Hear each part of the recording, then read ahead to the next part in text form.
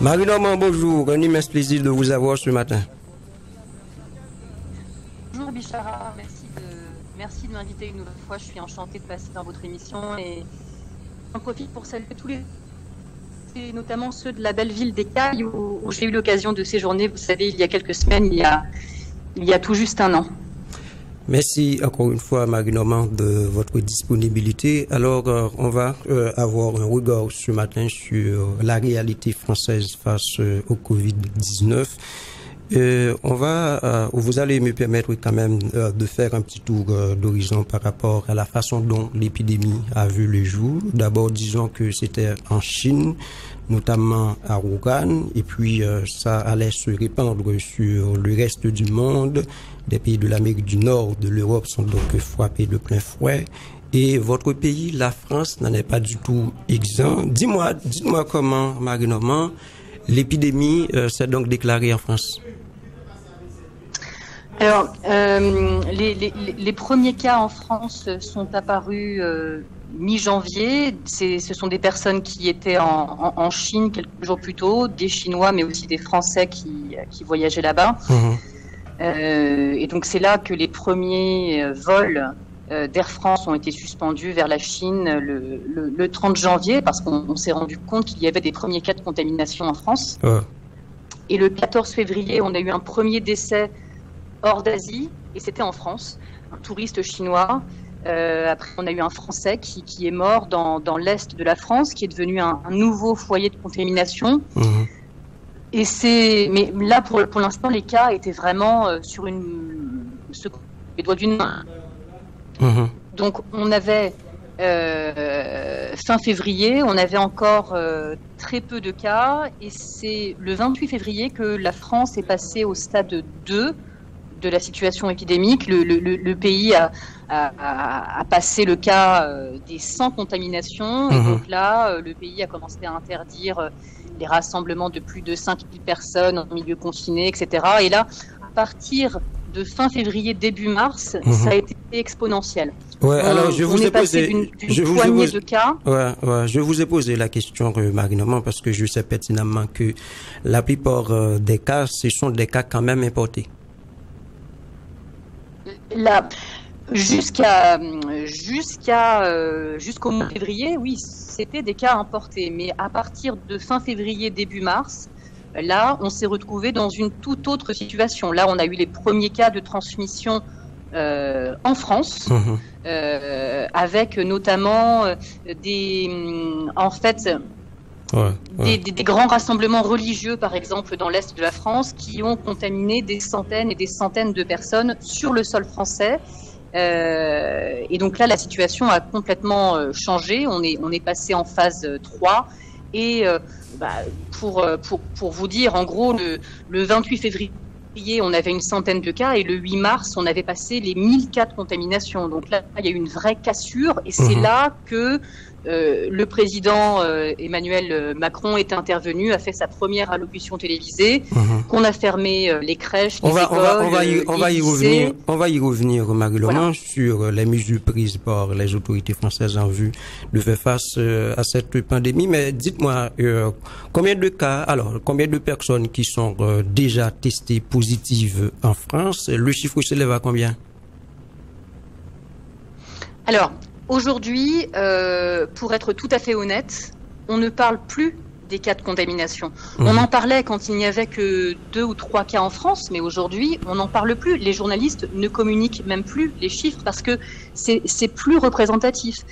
On sait qu'aujourd'hui, on n'a pas les moyens de tester tout le monde. Donc, il n'y a que les cas graves qui nécessitent une hospitalisation qui sont testés. Donc, les médecins estiment que les chiffres qu'on a des contaminations, il faut les multiplier par 5 ou par 6 pour avoir le chiffre réel. Moi, par exemple, j'ai... Et le nombre de personnes qui en sont décédées? Inspiré, mais tant que leur état général ne se dégrade pas, on leur dit de rester chez eux, de se confiner, d'attendre que ça passe, et ils ne sont pas testés.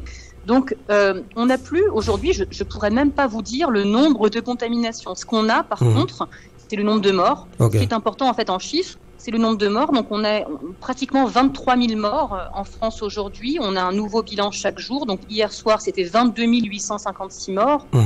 Et ce qui est encourageant, c'est que le nombre de lits dans les services de réanimation est en train de baisser depuis plus de 2 semaines déjà, et on a moins de décès aujourd'hui. Hier soir, par exemple, en 24 heures, 242 nouveaux décès contre 369 la journée d'avant.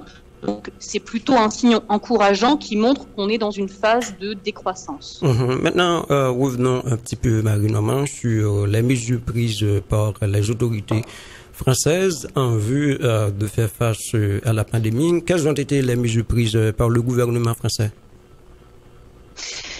Comme je vous disais au début, en fait, pendant plusieurs semaines, la maladie était en France, mais seulement quelques cas, donc il n'y a pas eu beaucoup de mesures. Et à partir du moment où on a dépassé les 1000 personnes, les 1000 cas, et qu'on a vu une progression exponentielle, là, il y a eu cette première intervention d'Emmanuel Macron qui a décidé donc de fermer les crèches et les écoles, tout le système universitaire à partir du 16 mars, interdire aussi tous les rassemblements de plus de 100 personnes. On est passé en fait au stade 3 de l'épidémie et il y a eu quelques jours plus tard la fermeture de tous les commerces non essentiels. Donc il reste les pharmacies, les épiceries, les tabacs ouverts, mais c'est tout. Donc là voilà, mi-mars, il n'y a plus d'école, les commerces sont fermés, sauf ceux qui sont jugés essentiels. Et quelques jours plus tard encore, deuxième allocution du président qui annonce cette fois le confinement avec des restrictions de déplacement, la fermeture des frontières de l'Union européenne, la suspension de certaines réformes qui étaient contestées en France, comme la réforme des retraites. Et donc là, on a pratiquement la France à l'arrêt avec pratiquement toutes les entreprises qui se retrouvent arrêtées partiellement ou totalement.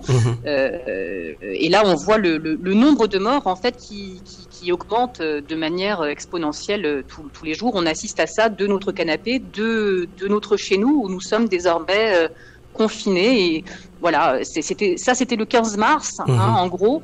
2 mois plus tard, on commence à voir les premiers signes encourageants d'une décroissance. On va Donc, ce sont des mesures, en gros, si je résume, Bichara, ce sont des mesures qui sont arrivées assez tardivement, en fait.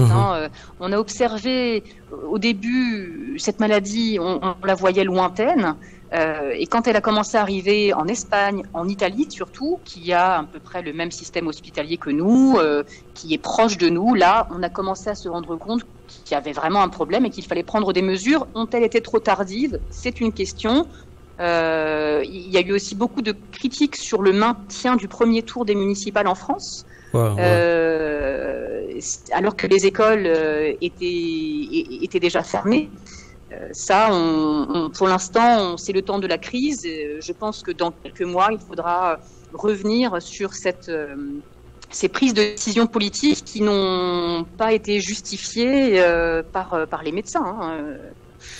Parfois. J'ai pu écouter le discours d'Emmanuel Macron, Marie-Normand. Bon, oui, il a fait montre quand même d'une certaine faiblesse, d'insuffisance par rapport au système de santé français, même si tant bien que mal, ils y font jusqu'à présent face. Maintenant, arrêtons-nous un petit peu sur cette disposition parmi les mesures qui ont été prises. Je vois que pour qu'une personne puisse se déplacer en France, elle a besoin de se munir également d'une attestation. Oui, ça c'est vraiment une première. Moi, j'ai jamais vu ça de ma vie. Ma grand-mère, ça lui rappelait, vous savez, les restrictions de déplacement qu'il y avait pendant la Seconde Guerre mondiale. On n'a jamais connu ça.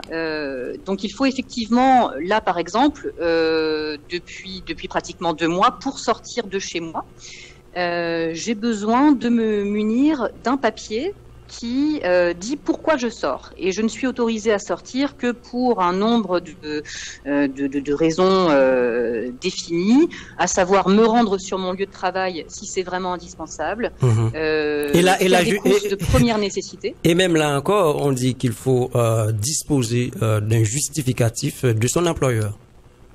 Tout à fait. Il faut, en plus de cette attestation dérogatoire, personnelle, il faut en plus une attestation de son employeur. Par exemple, moi, mon employeur a décidé de mettre en télétravail 90% de ses employés depuis le début du confinement. Moi, je suis en télétravail depuis 2 mois. Je ne suis pas autorisée même à me rendre à RFI où je travaille. Donc il y a ça. Il y a aussi, on a le droit de sortir pour faire des activités sportives, pour se détendre, mais pas plus d'1 heure par jour et c'est de manière à certains individuelle. horaires. On n'a pas le droit d'y aller dans la journée, par exemple. C'est après 19h ou avant 9h du matin, il me semble. Oui, et pour convocation judiciaire ou administrative, et puis s'il y a quand même des participations à des missions d'intérêt général sur le demande de l'autorité administrative. Alors, excusez-moi, j'ai pas du tout compris votre question parce que je vous entends mal. Oui, c'est pas une question, non. J'ajoute pour la participation à des missions d'intérêt général sur demande de l'autorité administrative.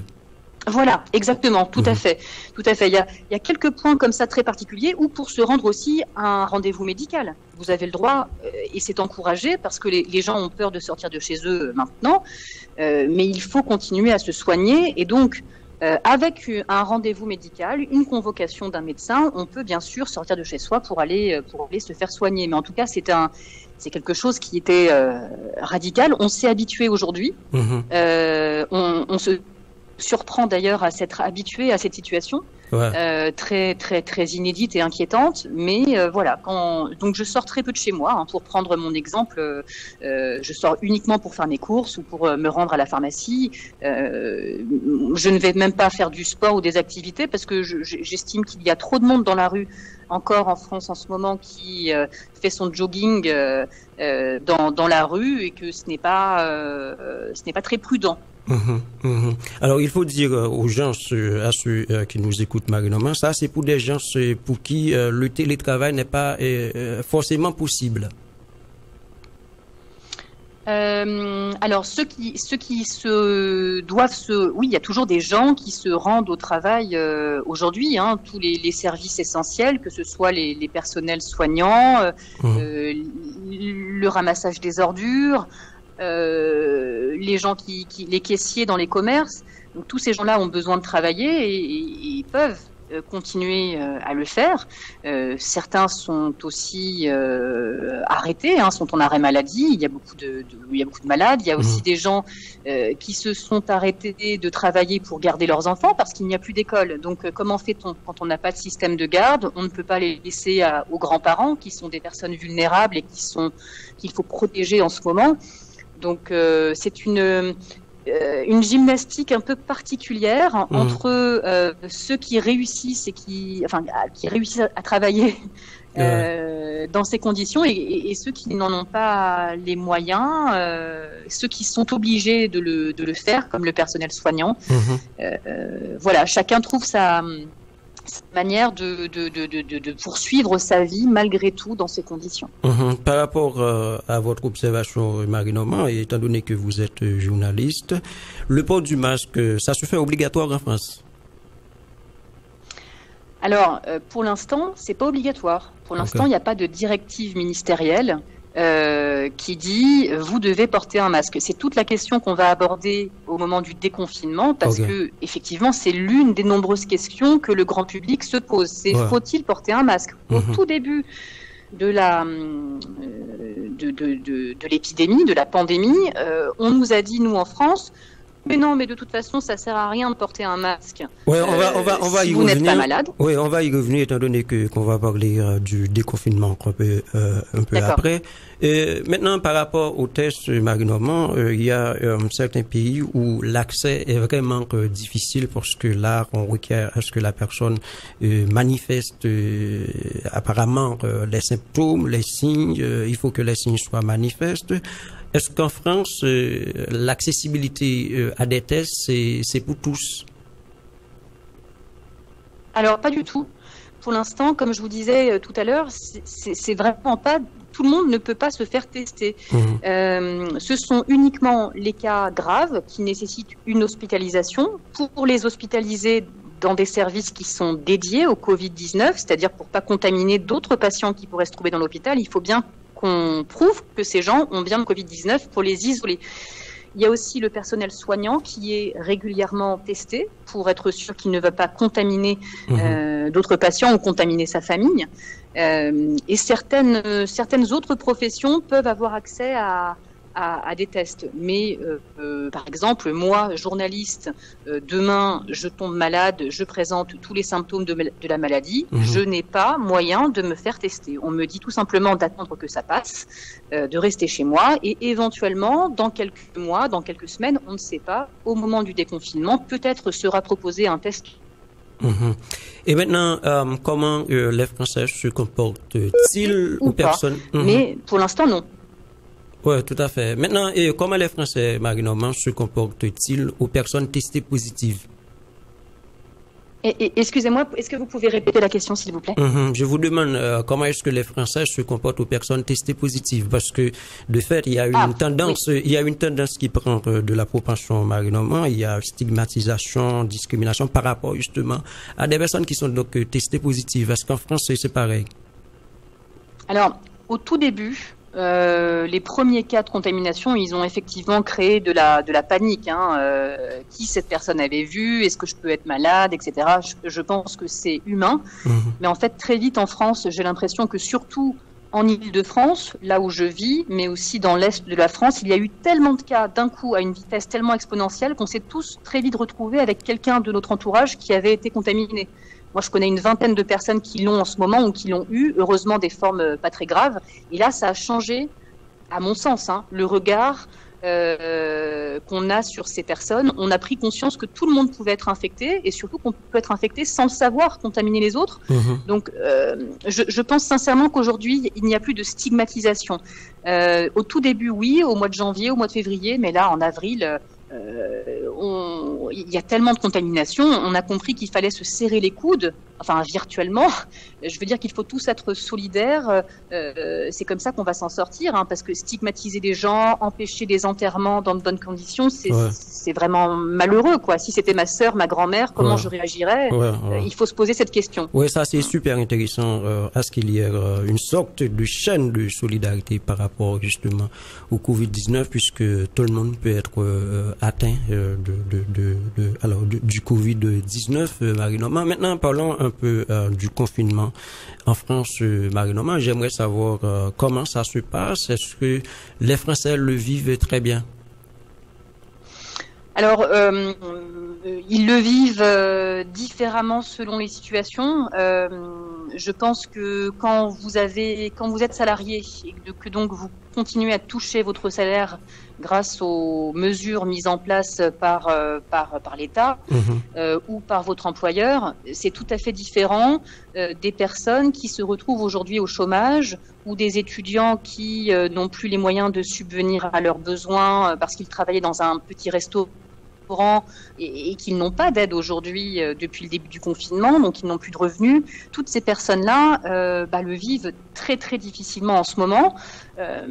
Il y a aussi des personnes qui se retrouvent isolées chez elles. Les personnes âgées, par exemple, le vivent très mal. Il y a des personnes qui se laissent mourir de tristesse dans les établissements qui accueillent les personnes âgées. Ne plus voir personne pendant 2 mois, ça peut être atroce aussi pour certaines personnes. Et ceux qui ne peuvent pas manger à leur faim.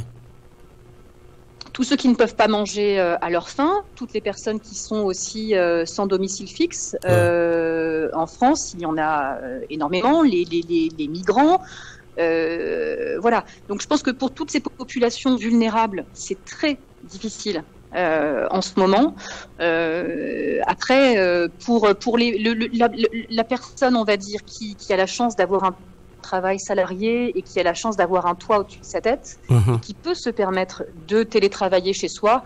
Effectivement, c'est difficile. C'est difficile de travailler chez soi avec les enfants à côté. Pour moi, c'est difficile de faire un papier en direct avec des enfants. Mais tout à fait. Je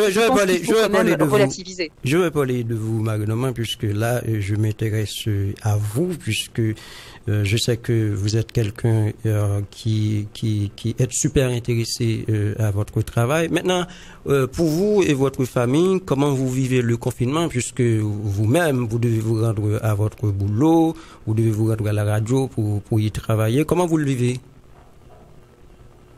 Alors moi, je ne me rends pas à la radio, hein. Comme je vous disais, moi depuis le début du confinement, mon employeur RFI a décidé que 90% des employés, dont je fais partie, travaillent de chez eux. Donc c'est comme si je travaillais comme en reportage ou en correspondante. Donc, je travaille de chez moi, j'ai un équipement pour pouvoir faire des directs, pour pouvoir faire des papiers, pour pouvoir enregistrer des sons par téléphone. Donc bien sûr, je ne peux pas tout faire, je ne peux pas faire de reportage par exemple, mais je peux continuer à faire mon travail depuis chez moi. Alors c'est compliqué parce que j'ai des enfants qui sont petits. J'ai la chance d'avoir, oui, dans ces conditions-là, j'ai la chance d'avoir un mari qui est profession libérale et qui ne peut pas continuer à travailler depuis le début du confinement. Donc, il est à la maison, il s'occupe des enfants pendant que moi, je travaille. Et c'est pas évident, mais je relativise par rapport à la situation catastrophique dans laquelle se retrouvent d'autres personnes, que ce soit en France ou ailleurs. Ouais, ça, c'est intéressant. Maintenant, Marie Normand, il y a une date qui est prévue pour le déconfinement. Je crois que c'est 11 mai prochain. Même si il y a certaines études qui ont été réalisées, notamment j'ai pu voir une étude qui était réalisée où l'on a dit que plus de 60 000 morts auraient été invités si l'on s'accroche au confinement. Là, on parle déjà du déconfinement. Vous jugez que c'est nécessaire à partir du 11 mai, on rentre. On n'est plus en déconfinement. On n'est plus en confinement là. C'est nécessaire de commencer à rouvrir l'économie, parce que comme je vous le disais, il y a beaucoup de gens qui sont dans des situations catastrophiques et l'économie du pays est dans une situation catastrophique aussi. C'est la pire récession depuis la Seconde Guerre mondiale. On est dans une situation économique très très difficile. Donc je comprends effectivement que les politiques en accord avec les médecins commencent à déconfiner. Ceci dit, pour l'instant il y a beaucoup de questions qui restent sans réponse. Hein. Oui, il faut qu'il y ait un plan de déconfinement. Il faut qu'il y ait un déconfinement, mais dans quelles conditions, ça reste à voir. Et il faut qu'il y ait un plan. Il faut qu'il y ait un plan du déconfinement. J'entends un mot sur deux. Je suis désolée, la connexion n'est pas très bonne. Je vous dis qu'il faut qu'il y ait un plan de déconfinement parce qu'on ne peut pas y entrer n'importe comment. Voilà, exactement. Et le plan de déconfinement va être annoncé demain par le Premier ministre. Et la question, c'est surtout sur les écoles. Comment on va rouvrir les écoles? Est-ce qu'il va y avoir toujours une 30aine d'élèves par classe? Comment on va faire pour respecter les mesures de distanciation sociale? Parce que il l'a bien dit, le Premier ministre, c'est pas fini demain. Le déconfinement ne veut pas dire qu'on retrouve notre vie d'avant. On sait que pendant plusieurs mois, voire pendant une année, on va devoir respecter des règles qui ne sont pas des règles habituelles. Donc on attend beaucoup de ce message demain, savoir. Et là encore, Marie, si vous le permettez, étant donné que le Covid-19, paraît-il, est jusqu'à présent inconnu, ça porte encore des mystères. Donc je pense que jusque-là, que personne ne peut prévenir avec succès et la fin de cette pandémie-là. Tout à fait. Je suis tout à fait d'accord avec vous. Et comment dire, cette maladie, on la connaît pas.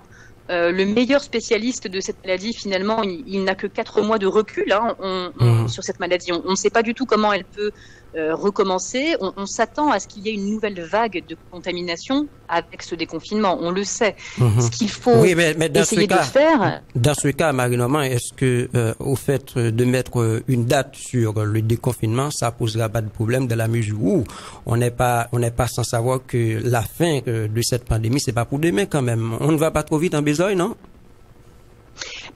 Il faut faire quelque chose. On ne peut pas rester la France totalement fermée pendant 1 an jusqu'à attendre un vaccin. on peut déconfiner, mais de manière raisonnée. C'est-à-dire que même les scientifiques ici sont d'accord avec ce début de déconfinement. Mais par exemple, eux étaient contre la réouverture des écoles. Ils disaient qu'il fallait attendre le mois de septembre. Et les politiques ont décidé que on allait rouvrir le 11 mai. Donc il y a beaucoup de questions autour de ça. Il y a beaucoup de questions autour des masques dont vous parliez tout à l'heure. Est-ce qu'il va falloir qu'on porte tous un masque dans certains déplacements, par exemple pour prendre le métro? On sait qu'il n'y en a pas assez. On sait qu'il n'y a pas aujourd'hui suffisamment de masques. Le président Macron en a parlé d'ailleurs. Il dit qu'il va donc s'asseoir avec les maires pour qu'il y ait une mesure prise là-dessus, de façon à ce que tout le monde peut avoir accès à un masque. Oui, c'est la théorie. Maintenant, on attend de voir dans la pratique comment ça va se passer, parce que même les médecins, même les pharmaciens, pendant des semaines, n'ont pas eu accès à suffisamment de masques. Donc on se demande bien comment plus de 60 millions de Français vont avoir accès à plusieurs masques pour aller travailler, pour prendre le métro, pour aller dans les écoles dès le 11 mai. On sait déjà que c'est impossible. Donc il va falloir que le Premier ministre réponde à beaucoup de questions. Pour l'instant, c'est vraiment le grand flou artistique. L'Académie de médecine dit quelque chose, le Conseil scientifique dit autre chose. Et les politiques ne suivent pas forcément leurs décisions. Il y a beaucoup de rumeurs aussi, bien sûr, sur les réseaux sociaux, et on attend ce qui va être annoncé demain pour y voir plus clair. Ouais, bon, comme l'aurait dit l'ancienne ministre à la Santé, Roselyne Bachelot, bon, de toute façon, prendre une mesure par rapport au déconfinement est donc une mesure économique, et puis le confinement est donc une mesure sanitaire. Donc jusque là, il n'est que d'attendre. On va terminer, Marie, avec l'entretien. Mais permettez que je vous demande de bien vouloir prodiguer un conseil à l'ensemble des auditeurs qui nous écoutent ce matin. En Haïti, Marie Normand, il y a un constat qui est fait. Le gens jusqu'à présent ne croit pas forcément à l'existence de la pandémie Covid-19. Et à ces gens-là, qu'est-ce que vous pourrez dire, Marie Normand? Écoutez, moi je pense que cette maladie, bien heureusement, elle ne touche pas encore largement Haïti, et j'espère que ça va continuer comme ça, qu'elle ne va pas se répandre plus, mais elle existe vraiment. Je peux en témoigner, moi, ici en France, et c'est une maladie qu'on ne connaît pas encore assez bien. On ne connaît pas encore les séquelles qu'elle peut laisser sur l'organisme. On commence à apprendre qu'il y a des séquelles sur le poumon, sur le rein, sur des séquelles neurologiques. Ça, c'est pour les patients hospitalisés. Mais est-ce que les personnes qui ont eu une forme légère n'ont pas de séquelles à long terme? Sincèrement, les médecins n'ont pas encore assez de recul. Donc oui, il faut en avoir peur. Il faut comprendre que ça existe, même si ça paraît loin aujourd'hui. On a eu la même réaction, nous les Français, au mois de janvier. On croyait que c'était une maladie chinoise, asiatique. Ouais. Ça nous paraissait très loin et on ne pouvait pas le toucher du doigt. Et c'est arrivé d'un coup et il était trop tard. Donc, il ne faut pas paniquer. Il faut suivre des règles de bon sens, éviter les grands rassemblements familiaux avec des personnes âgées ou qui sont malades, éviter de se toucher le visage lorsque vous êtes en dehors de chez vous, éviter de sortir de chez soi si c'est possible. On sait que c'est très difficile car il faut travailler pour subvenir aux besoins de sa famille, mais je pense que si j'avais un conseil à donner, c'est que chacun à son niveau en Haïti, selon sa situation, peut commencer à réfléchir à comment elle peut faire pour éviter de contracter la maladie, mais aussi de contaminer potentiellement d'autres personnes. Si on n'est pas malade, si on n'a aucun symptôme, ça ne veut pas dire qu'on n'a pas la maladie. On peut tout à fait avoir une forme asymptomatique de la maladie.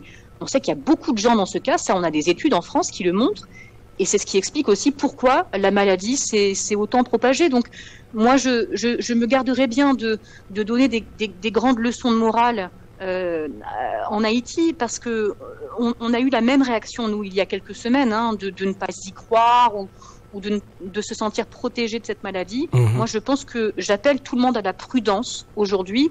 Il vaut mieux être trop prudent que de regretter de ne pas l'avoir été dans le futur.